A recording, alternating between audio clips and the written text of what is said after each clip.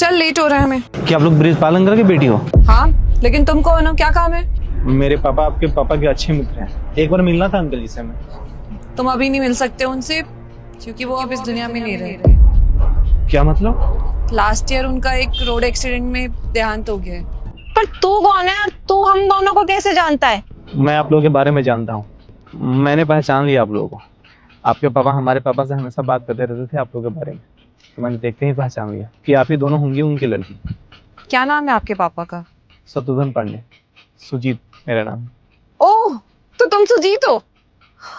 देख देविका, सुजीत पहचाना तूने?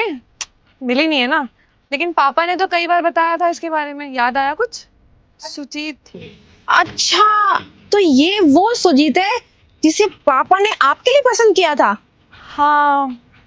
ओह माय गॉड, पापा को क्या हो गया था? हे भगवान, पापा ने भी ना पता नहीं कितनी बड़ी गलतफहमी पाल ली थी कि मैं ऐसे लड़के से शादी करने वाली हूँ। सीरियसली, ओह माय गॉड, अच्छा हुआ मैंने पहले रिजेक्ट कर दिया। मेरी इससे शादी हो जाती, मैं तो बंध के रह जाती ऐसे चोमू के साथ। देखो आप गलत सुन रहे हो। वो हमारे पापा आपके पापा के बीच की बात है। मैं आपसे कोई रिश्ता जोड़ने नहीं आया हूँ।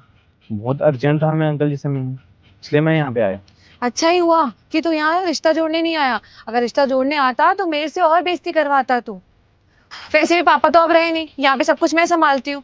और तुझे मालूम है पापा क्यों गए? एक्चुअली में उनको सदमा लग गया था क्योंकि मैंने मना कर दिया था कि मैं तुझसे शादी नहीं करूंगी।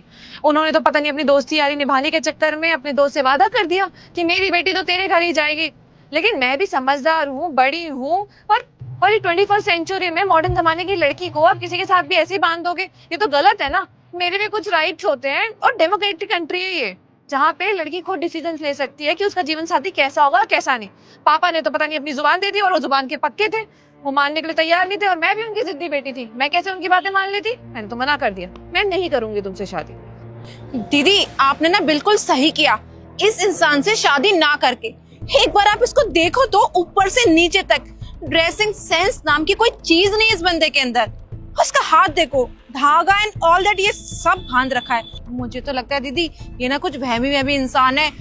और दीदी आप तो बाल बाल बच गई, नहीं तो आपकी इसके साथ शादी करके ना जिंदगी बर्बाद हो जाती। बच गई तू, वरना तुझे ना इसे जीजू बोलना पड़ता। थैंक्स टू मी कि मैंने पहले डिसीजन ले लिया था कि मुझे इसे शादी नहीं करनी है। तेरा भी तो स्टैंडर्ड गिर जाता ना। अब तो अपने दोस्तों के सामने बोलती कि तेरे जीजू ऐसे हैं जिन्हें ना ही कपड़े पहनने का ढंग है, ना ही बोलने की तमीज है। और रहे गाँव के गवार लोग, इनसे शादी करके या मुझे भी गाँव में रहना पड़ता, चूल्हा चौका करना पड़ता, ये साड़ी सूट पहनना पड़ता है। I can't tolerate anything like this. जो भी होता है अच्छे के लिए होता है। पापा चले गए और पापा के साथ गया उनका ये वादा, थैंक गॉड।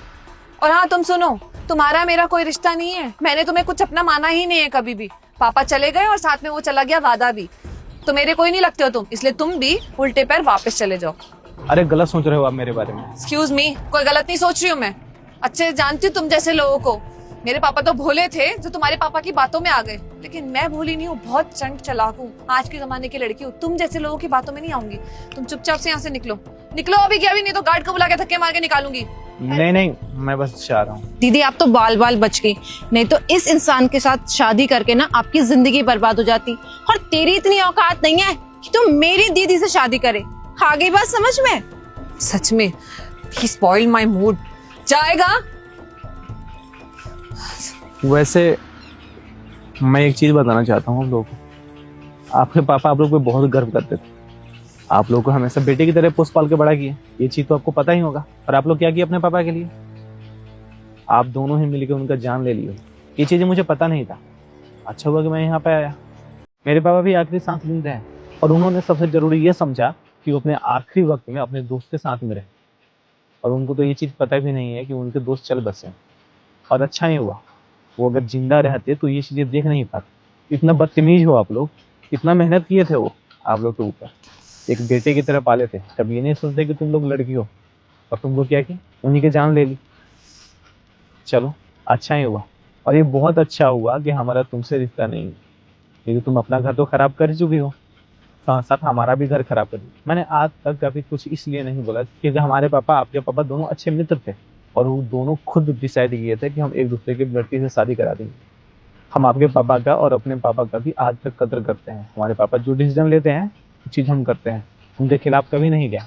इससे क्या होता है, पता चलता है कि हाँ एक माँ बाप ने अपने बच्चों को संस्कार कैसे दिए। अंकल जी यहाँ पे नहीं रहते थे, ज़्यादातर टाइम वो नौकरी में गुजारते थे, इसलिए आप लोग उनके हाथ से निकल गए। ये ड्रेसिंग सेंस देख के हमें पता चल रहा है कि आप लोग किस जमाने में चल रहे हैं।